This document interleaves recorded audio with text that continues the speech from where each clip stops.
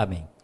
Mateus capítulo 7 diz, o juízo temerário é proibido, diz, não julgueis para que não sejais julgados, pois com o critério com que julgardes sereis julgados, e com a medida com que tiverdes medido, vos medirão também.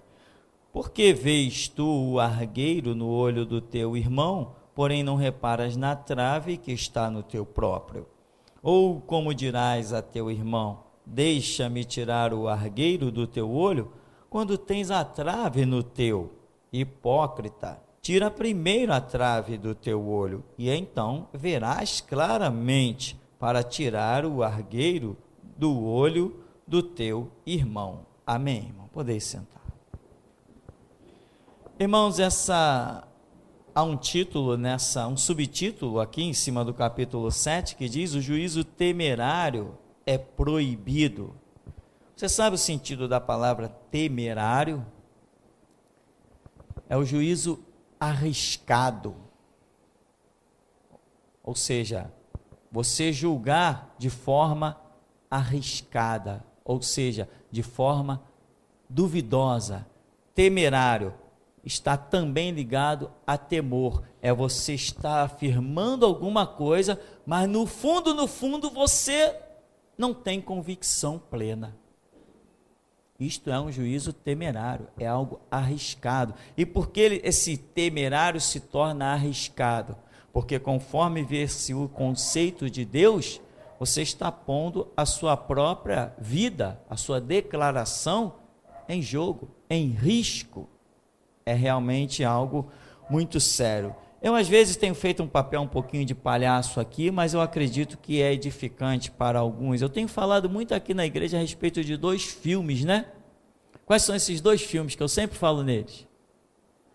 CSI e Lei e Ordem. Você já assistiu CSI? Já assistiu, né? E Lei e Ordem também?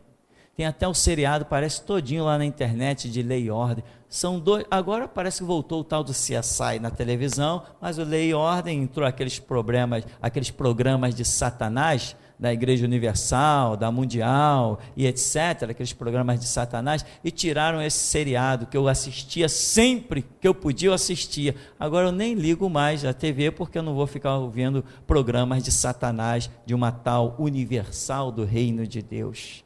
Se eu quiser contemplar o diabo, eu frequento um terreiro de macumba, não vou ficar ligando a televisão para ele ficar falando dentro da minha casa. Então, esses seriados, eu sempre falo, eles são brilhantes. Eu já falei, inclusive, na internet tem o quê? Investigação ID.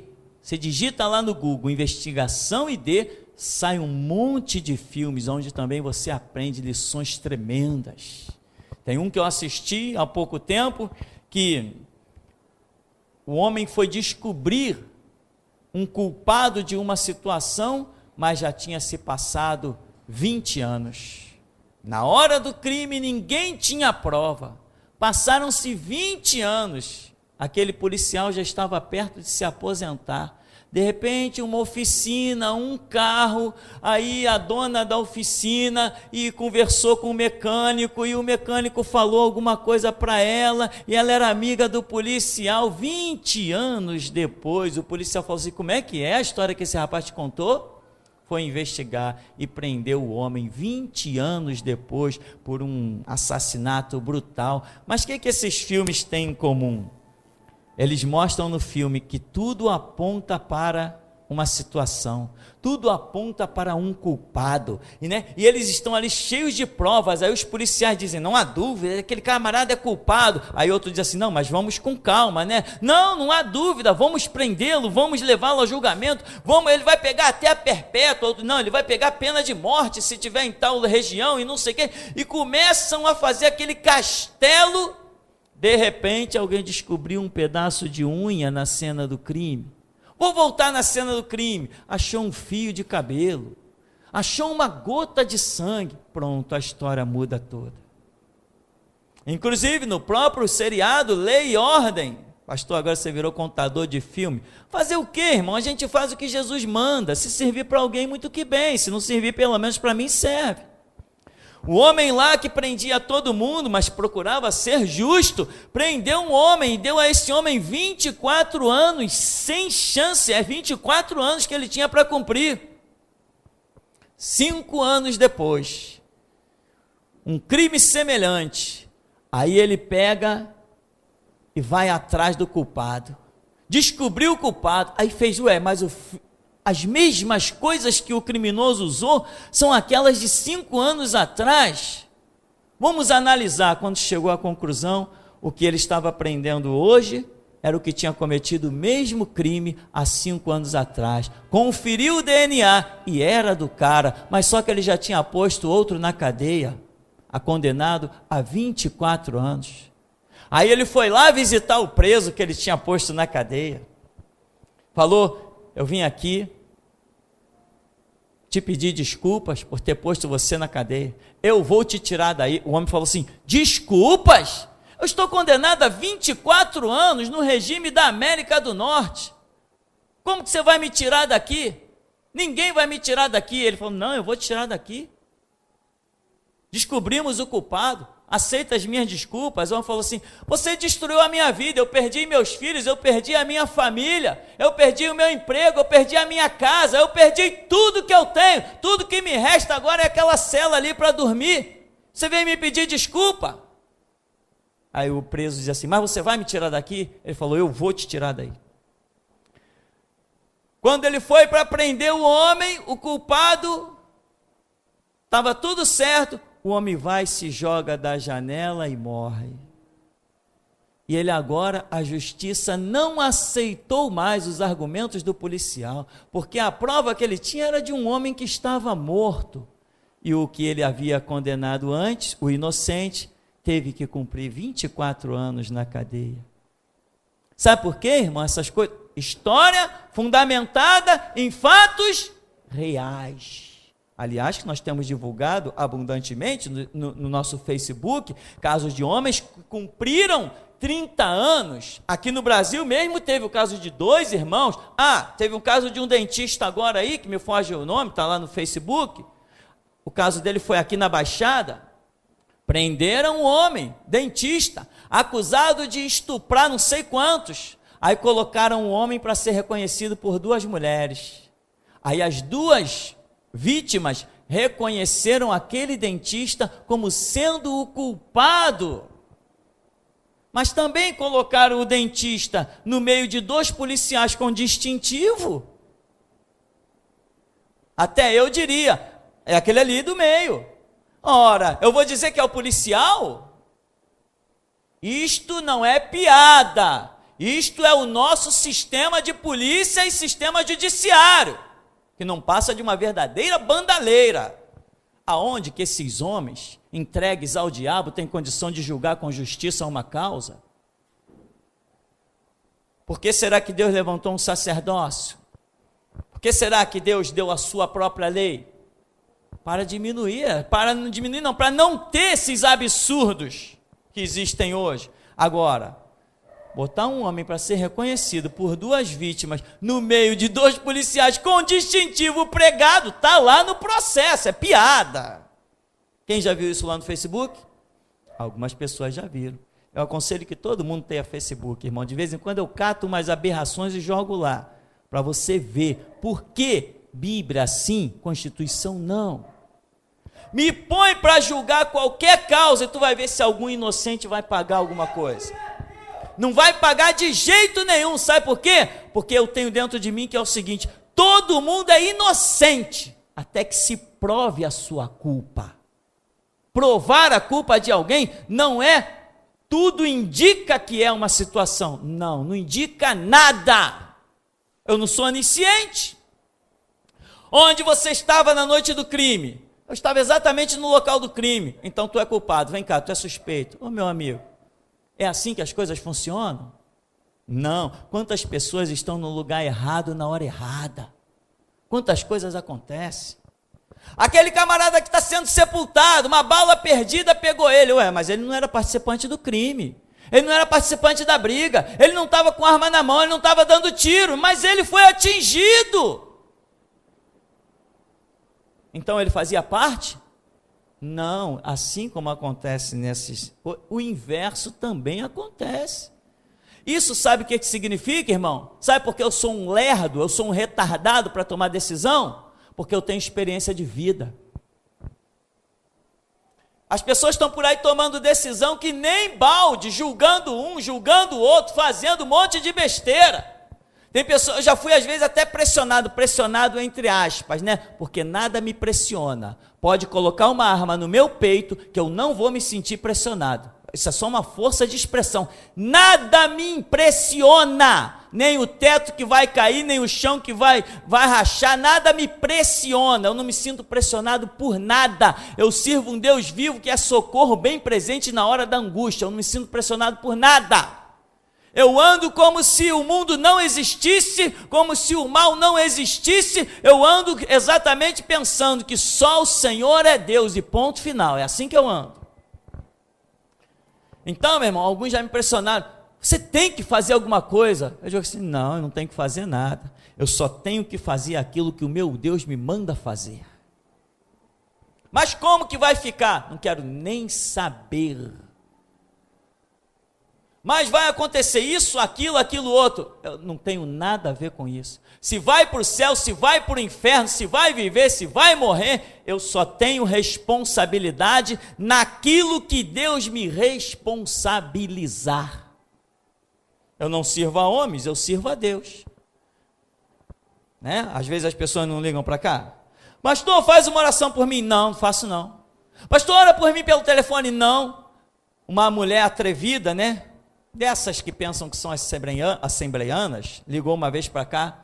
Pastor, eu estou ligando para você fazer uma oração por mim, que eu sei que você é um homem de Deus. Olha a loucura. Eu sei que você é um homem de Deus, eu ouvi sua pregação na internet, eu quero que você faça uma oração para mim por isso. Eu falei, irmão, desculpa aí, mas eu não faço oração por telefone. Mas, pastor, está me negando uma oração? Não, não estou negando uma oração, mas por telefone eu não faço. Mas você não pode negar uma oração. Ó, irmão, você me dá licença, eu estou muito ocupado, tá, desculpa. Irmão, como é que pode? Como é que pode uma coisa dessa? Pastor, eu sei que você é homem de Deus. E quer discutir com o homem de Deus? Se soubesse que eu era homem de Deus, aceitaria a minha palavra. Amém, meu irmão? Fala sério. Então, irmão, esses filmes, essas coisas todas, as experiências que eu já passei na minha própria vida, irmão, eu já fui humilhado, graças a Deus. Isso me ajuda a olhar o lado dos outros, sabe? Eu trabalhei em empresas onde eu fui escravizado, como o Bradesco, Centro Educacional da Lagoa. Eu trabalhei num negócio que tem um nome que é uma ironia, Transportes Futuro, um dos braços do Redentor ali na Jacarepaguá, no Anil, entende? Transporte Futuro, olha o nome da empresa, Transportes Futuro. Aquilo parecia, não tenho nada de tão horror na terra que eu possa comparar aquele antro, daquele negócio. Eu sei o que é ser humilhado, eu aprendi a valorizar um motorista de ônibus, eu aprendi a valorizar um cobrador quando eu estive dentro daquela empresa. Se vocês soubessem por que desses cobradores e desses motoristas de ônibus ser verdadeiros marginais do volante, se vocês soubessem o porquê, vocês não iam nem criticá-los mais. O povo oprimido, o povo escorraçado, o povo pisado, me permita me dar licença da expressão, sabe como que os funcionários da Transporte Futuro eram tratados? Eu vou falar com todas as letras, já que estamos pregando, e a unção do Senhor Deus está sobre mim, eram chamados de um merda. Aquele merda ali, não tratava ninguém pelo nome, nem pela matrícula. Ô seu merda, vem cá. Ó seu merda, faz isso, faz aquilo outro. Era assim que os funcionários da Transporte Futuro, que eu trabalhei lá dentro, eram tratados. Quando esses homens saíam para a rua com o ônibus na mão, eles se transformavam em quê? Verdadeiros criminosos. Homens todos cheios de rancor, cheios de mágoa.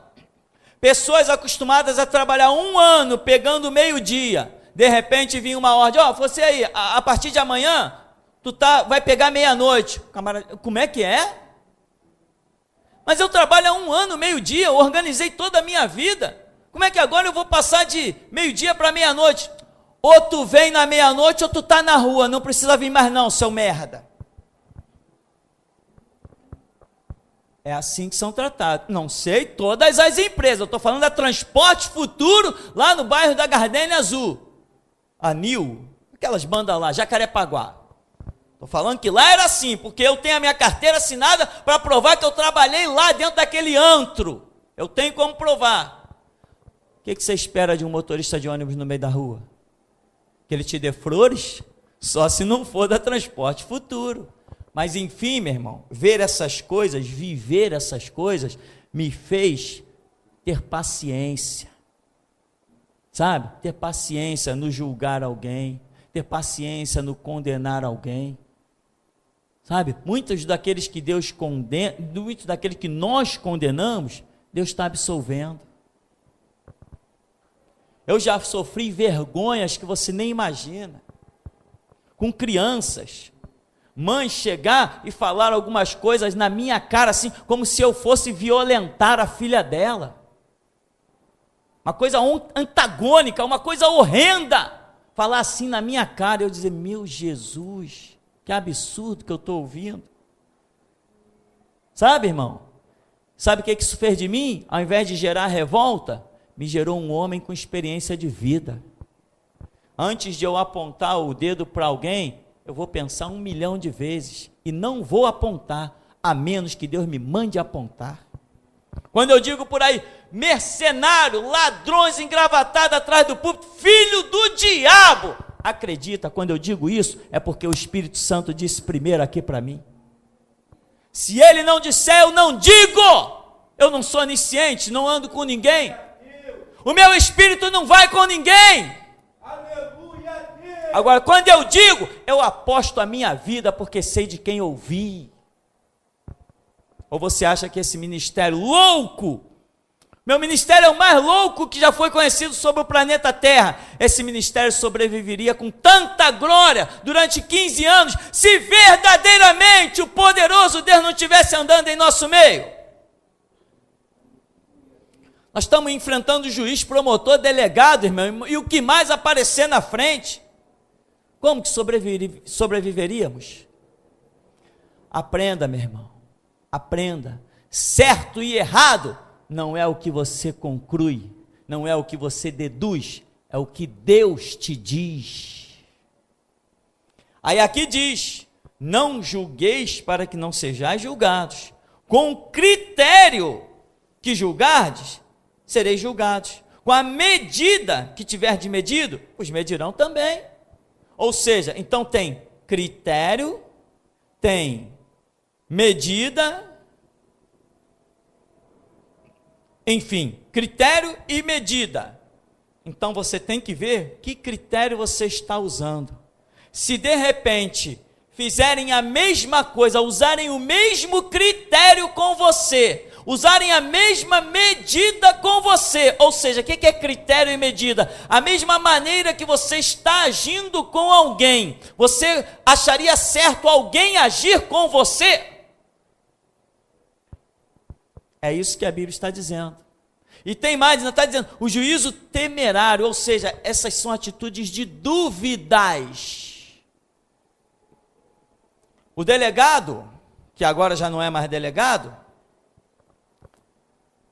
uma vez falou assim, o camarada diz que em 2009 eu disse para ele, sou delegado, sou espírita e eu armei para você. Eu nem espírita não sou. Não me interessa o que ele é, o que ele deixa de ser. Eu sei que ele disse porque ele disse para mim. Cadê a prova? Eu não tenho prova, eu tenho Deus como testemunha. Ele disse. Amém, meu irmão?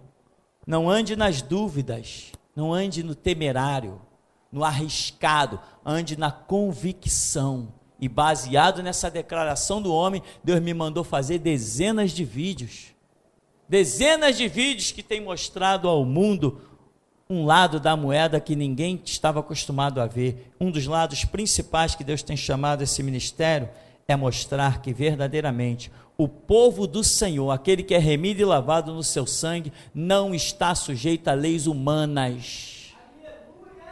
Esse é o critério poderoso. Por isso essa frase que hoje já está sendo, entre aspas, pichada nos muros da África, nos muros do Nordeste, em tudo que é canto do Brasil. E eu recomendo, comprem spray e escrevam mundo afora, Bíblia sim, Constituição não. Incendeiem o mundo, porque essa ideologia cairá nos corações que são boa terra, que vão multiplicar a 30, 60 por 1, e não vão apagar jamais essa chama. Dia a dia, essa é a nossa obra, e quem vai nos deter? Eu quero ver se os inimigos conseguem lançar uma flecha contra este lugar. Então, meu irmão, agora, qual a medida que você está usando? Qual o critério que você está usando? Aqui chega ao ponto de Jesus falar assim: seu hipócrita, tira primeiro a trave do teu olho, para depois que você estiver vendo claramente, poder tirar o argueiro do olho do teu irmão. Porque muita gente está assim, não está enxergando as suas próprias misérias, a sua própria limitação de visão, e está querendo criticar os outros. Irmão, nós não estamos na terra como juízes, estamos na terra como servos. Nós não estamos na terra como julgadores, nós estamos na terra como pregadores. Então, se a Bíblia diz essa atitude é certa e esta atitude é errada, então eu posso dizer isto é certo e aquilo é errado. Aí alguém vai dizer assim: está julgando? Não, estou repetindo o que a Bíblia diz. O apóstolo Pedro diz que no final dos tempos entrariam falsos mercenários no meio do rebanho e não teriam misericórdia do rebanho, fariam uma arruaça. São os apóstatas, os homens que negam a fé. A Bíblia diz, Jesus disse, Judas disse, Pedro disse, João disse, Tiago disse, e não sei quantos mais disseram a respeito desse dia. O Espírito Santo já nos fez identificar o cumprimento dessa profecia, e ele diz para nós: está ali, está aqui, está acolá. Nós apenas repetimos o que Deus nos manda repetir. Nós apenas dizemos o que Deus nos manda dizer. E quanto a isso, estamos acertados, estamos equilibrados, estamos convictos, e aquilo que Deus fala, nós sabemos que é verdadeiro. Se Ele manda dizer, diga. Se Ele não manda dizer, cale-se. Porque quem fala sem a ordem de Deus, ou quem fala sem o entendimento claro da palavra, esse só está cavando a sua própria sepultura. Esse só está se preparando para receber os horrores da vida. Você acha que Jesus abençoa paroleiros? Sabe o que são paroleiros? São os que falam demais. Você acha que Jesus está aí para abençoar paroleiros? Você acha que Jesus está aí para abençoar quem julga um, quem julga outro, quem julga acolá, quem julga aqui? Você acha que Jesus está preocupado em abençoar quem está de olho na vida de um, na vida de outro? Jesus está querendo abençoar quem está de olho no seu rosto, nos seus pés, com o rosto em terra, com cara no pó. São esses, meu irmão, que descem frustrados, mas sobem justificados. E tem gente que não aprende. Apesar dos filmes, que eu faço aqui um papel de palhaço, repetindo, dizendo, recomendando. Poxa, pastor, você ao invés de recomendar as pessoas lerem Bíblia e procurar um filme evangélico, tu está falando das pessoas para procurar um filme secular. Filme secular, meu irmão, que nos ensina muito do caráter e da experiência de vida. Se eles, policiais, formados, pessoas especializadas, cometem erros, eles, pessoas gabaritadas, que ganham um salário para viver só aquilo, cometem erros. E você? Quando você julgar alguém, meu irmão, tome muito cuidado, você pode estar condenando a si mesmo, né? Com a medida com que medirdes, vos medirão também. Com o critério com que julgardes, sereis julgados também. O juízo temerário é proibido. Você vê que as pessoas, às vezes, elas estão convictas. Chegaram para Jesus, aquele cara ali, está o Jesus, ele expulsa demônio por Beelzebu, príncipe dos demônios. Que juízo, que coisa, Eles estão diante do Filho de Deus, aquele que veio para morrer, o Senhor da glória, adorado por anjos, arcanjos, querubins e serafins, o Criador dos céus e da terra, aquele que veio de uma maneira inexplicável para morrer pelo pecado daqueles hipócritas. E estes mesmos estão dizendo para ele: tu tens demônio. Que convicção é essa? Da onde vem essa convicção? Ora, eles não eram os filhos de Abraão? Estão dizendo que o homem tem demônio? Então cadê? Pelo menos eles estão se condenando a si mesmo. Porque se Jesus tinha demônio, cadê a autoridade deles como filho de Abraão para repreender o demônio?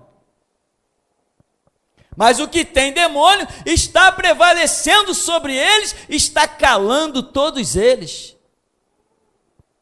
Está dando palavras que o povo está extasiado. Ele fala como quem tem autoridade, e não como os escribas e fariseus. Daqui a pouco alguém chega, pega a pedra, vamos apedrejar esse Nazareno. Aí Jesus diz assim: espera aí, eu tenho realizado muitas obras boas diante de vocês, por qual dessas obras vocês querem me apedrejar? Não, nós não vamos te apedrejar pelas obras boas, mas é porque sendo tu homem, faz-te a ti mesmo Deus. Mas não era essa a verdade?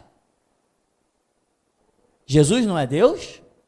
No princípio era o Verbo, e o Verbo estava com Deus, e o Verbo também era Deus. Jesus deixou transparecer isso para eles, que ele, como Deus, Filho de Deus, segunda pessoa da Trindade, veio morrer pelos pecados da humanidade. Só que quando eles entenderam essa mensagem, eles quiseram apedrejar, eles quiseram matar Jesus, porque Jesus estava dizendo uma verdade.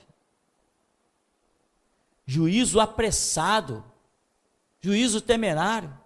Teve um homem chamado Gamaliel, quando estavam perseguindo os apóstolos depois da morte de Jesus, quando todo mundo se preparou para massacrar os apóstolos, Gamaliel se levanta e falou assim: ó, vede bem o que vocês vão fazer, hein? O que foi, Gamaliel? Qual o problema? São hereges? Não, não é bem assim a realidade não. A questão é essa que eu vou dizer. Se esta obra for de Deus, vocês vão perder tempo perseguindo. Tem um detalhe: se ela não for de Deus, ela vai desaparecer. Antes deles, tantos já apareceram se dizendo ser Messias, se dizendo ser restauração de Israel, se dizendo ser um monte de coisa, e todos pereceram. Veja o que vocês vão fazer. Aí eles disseram assim: então vamos deixar isso de lado. Pelo menos aqueles escaparam da morte. Outros vieram depois, anos depois, caíram com tudo para cima do cristianismo. Onde estão eles?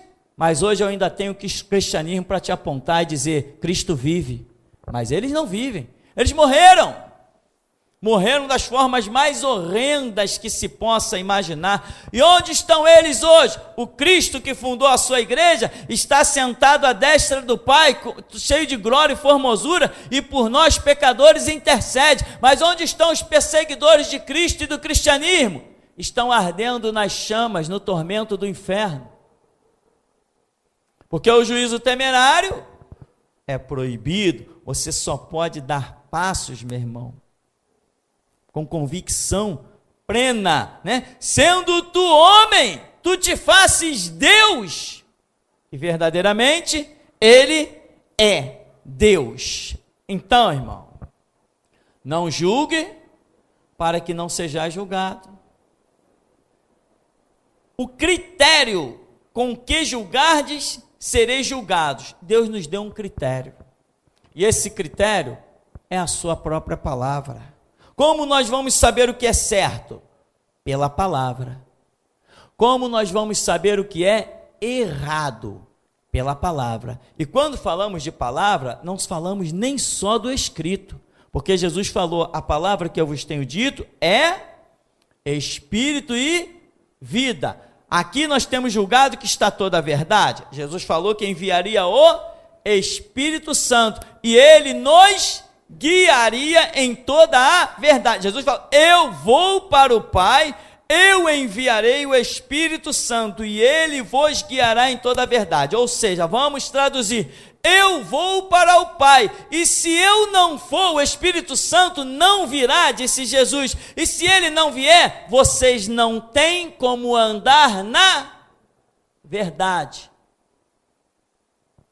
Mas as pessoas olham para as coisas, julgam as situações, isso é assim, isso é assado, isso é cozido, isso é frito, isso é certo, isso é errado, mas não é isso que Jesus deixou para mim. Ele disse que quem me diria o que é certo, quem me diria toda a verdade é o Espírito Santo. Mas o Espírito Santo não fala com arrogante, não fala com linguarudo, não fala com prepotente. O Espírito Santo só fala com quem se tranca no seu quarto, fecha a porta e fala com seu Pai que está no céu. É só com esses que o Espírito Santo fala. Então, meu irmão, você que ainda sente Deus, porque alguns aqui dentro não vão mais sentir, eu juro pela minha vida, alguns aqui dentro não vão mais sentir Deus, vão ser torturados, não vão mais sentir Deus, as portas vão se fechar, não vai mais sentir Deus, porque está falando do que não sabe. Está julgando, pensando que é alguma coisa, quando não é nada. Nada, eu disse nada. Estão brincando com Deus e julgando essa igreja de palhaçada. Essa igreja tem marca de tiro no seu currículo. Essa igreja tem algema no seu currículo. Essa igreja tem tribunal no seu currículo. Essa igreja tem cadeia no seu currículo. Vai ver se aqui é lugar de brincar. Isso aqui é lugar de brincar, meu irmão. Não respeitou o que Deus com seu sangue construiu. Vai pagar caro. E eu juro pelo meu sangue que vai pagar caro. Vão descobrir que eu, quando vim fundar a geração de Jesus Cristo, não vim para brincar. Eu não vim para brincar. Vão descobrir, e o mundo vai saber que pastor Tupirani não é homem de brincadeira, que leva Jesus Cristo a sério. O mundo vai saber isso, porque eu não perderei a glória que está proposta, que o meu Cristo já me tem revelado. Anda na minha presença, que tu verás quão grandes coisas eu farei. E eu hoje olho para trás e não conheço nenhum pregador do Evangelho que seja tão bem sucedido quanto eu sou. Não conheço nenhum. Então, meu irmão, na hora de você usar sua língua, ou na hora de você emprestar os seus ouvidos, vede a quem tu estás emprestando, se é ao diabo ou se é a Deus.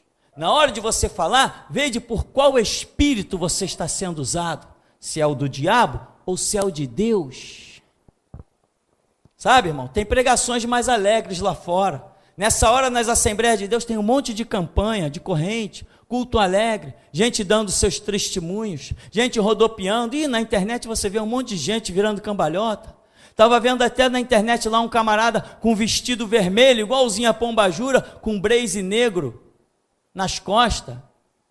Aquele é um culto alegre que eles fazem. A bicharada está feliz, está solta dentro das Assembleias de Deus. Os homossexuais estão saltando dentro dos corais batistas, das coreografias. É tudo alegre lá, é tudo feliz. Aqui não dá para ser assim, porque aqui é um centro de seleção. Aqui é para guerreiros, não é para bicha, para homossexual. Aqui é para valentes.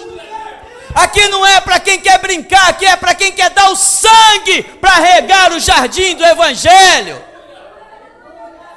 E quantos estão ouvindo isso há anos e ainda brevemente cairão na cova? E eu só tenho uma coisa a dizer: bem feito. Muito bem feito. Sabe por quê? Porque eu vejo a mão de Deus. Eu vejo que Deus é justo, porque Ele disse: a quem muito lhe é dado, muito será cobrado. No próximo ano, muitos dos que você vê do seu lado, não verá. Já estamos em novembro. Quer dar uma olhadinha? pega os vídeos antigos que nós temos da igreja de uns 2 anos para cá e vê quanta gente sumiu. E eu te digo, foi expulso desse lugar. Aí depois saem daqui dizendo assim: não, eu saí de lá porque eu não concordava com algumas coisas. Conversa fiada. Ninguém sai de um lugar onde Deus está falando e sabe que Ele está falando. Ninguém sai de um lugar onde sabe que Ele está falando. Se eu não estivesse falando pelo Espírito de Deus, você não estaria sentindo esse clima diferente dentro da igreja. Você não estaria sentindo as coisas que você sente. Você sabe que eu não posso chegar aqui, você não consegue, como eu conseguiria, como ser humano normal, chegar aqui e pregar 40 minutos com isso aqui escrito no papel? É assim que se prega? O que tem escrito nesse papel? Tem 3 palavras escritas nesse papel: tens demônio, apedrejar, sendo homem faz-te Deus. Há quanto tempo estou aqui pregando? Tem Deus nesse lugar? Se tem Deus nesse lugar, é porque tem Deus na minha vida. Se tem Deus nesse lugar, é porque eu estou conduzindo a igreja do Deus vivo de forma correta. Se você sente Deus aí, não é porque você é o santão, é porque este ministério está de pé. Não, pastor, é porque eu tenho Deus na minha vida, é mesmo? Então quero ver você congregar dentro de uma igreja católica e sentir Deus.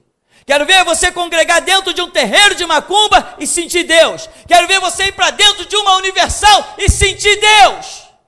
Aleluia, Deus. Você sente Deus aqui porque Ele está na minha vida e essa igreja está de pé. Ele passeia no meio dos candeeiros de ouro. Isso que te fez dar essa glória e arrancar esse brado do teu espírito é Deus. Agora, quem brincou, eu não baixaria a sepultura sem primeiro ver cada um pagando cada gota da sua brincadeira dentro desse ministério. Enquanto eu estava dentro da cadeia, usando algema, tendo que ouvir mulheres com rótulo abestalhado de juíza, falando um monte de besteira na minha frente, ninguém tem considerado isso. Não tem considerado as minhas marcas, as minhas chagas. Ninguém tem considerado o preço que eu paguei, para que você seja um valente e possa se espelhar em mim. Se eu tivesse voltado atrás, eu não estaria tendo nenhum dos problemas que hoje eu tenho. Bastaria ter pedido desculpa aos macumbeiros, aos católicos e aos delegados. E hoje você estaria aí congregando e jamais sentiria Deus, porque Deus não se manifesta através de ministério de covarde. Se a minha vida aqui está errada, põe-te para fora! Se eu estou acobertando erro, rua!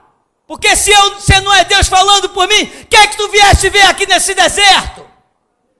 Por acaso eu bati na tua porta, eu te chamei para cá para dentro? Quando foi que eu te chamei? Se a minha família não presta, quem te chamou aqui dentro para vir contemplar a minha família? Por acaso eu te dei dinheiro de passagem para você chegar até esse lugar?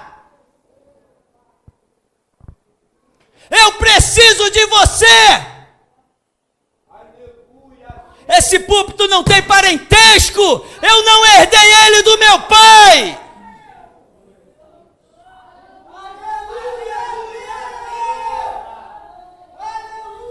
As cadeias que eu usei e me foram leves vão destruir o teu pescoço. Tu vai aprender o peso delas sem nunca tê-las usado. Para saber que horrenda coisa é cair nas mãos do Deus vivo. E vai aprender a respeitar o seu superior.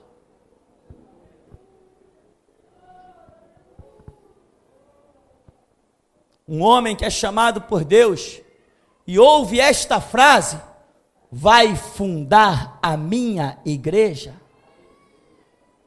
Esse homem não é qualquer um. Esse homem não é qualquer um, meu irmão. Esse homem não é qualquer um. Eu não conheço nenhum outro homem na história do cristianismo que tenha ouvido a mesma frase que eu. E quando você levar e fundar a minha igreja, sabe quantas letras tem? 21.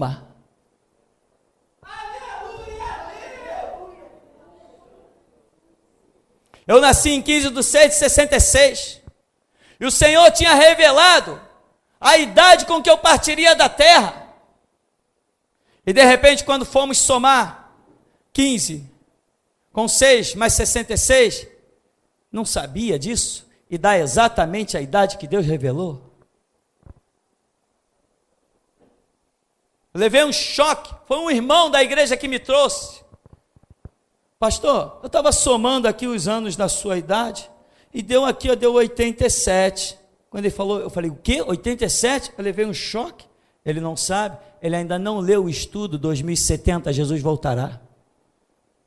Ele me entregou aqui, deu 87. Será que isso tem alguma coisa a ver? Eu falei, meu irmão, eu nunca tinha prestado atenção nisso. Aí ele falou, tem alguma coisa a ver? Eu falei, tem. Não quis entrar em detalhe, porque eu vi que o irmão não tinha lido o estudo e não ia entender os comentários. Deus tem estado em cada passo desse ministério, em cada palavra. Hoje, se entrar um louco com uma arma ali na mão, eu protejo vocês com o meu corpo e com o meu sangue. Ele vai ter que descarregar a arma dele toda em mim, mas o pastor que sou eu, não deixarei as ovelhas serem devoradas pelo lobo. As ovelhas que Deus pôs sobre o meu cuidado não são para serem exploradas, são para serem edificadas. Eu tenho perante o Deus cujos olhos são como chama de fogo, sido perfeito. E quem não tem considerado isso, vai amargar a ira do Todo-Poderoso. Espera e verás, meu irmão. Espera que verás. Vão descobrir. Muitos já têm descoberto e outros ainda vão descobrir que o pastor com nome de índio, e como dizem alguns espíritas, o pastor com nome de caboclo, não tem nada de diabo na vida dele.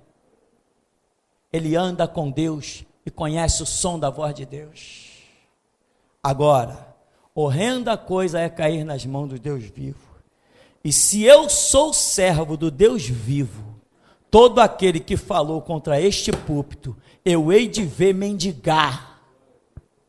Eu hei de ver comer as migalhas. Não são migalhas que caem da mesa do seu Senhor, não. São migalhas amassadas no pé do diabo. Para aprender a respeitar a verdade e a justiça e o sacrifício dos outros. Até aqui nos tem ajudado, Senhor.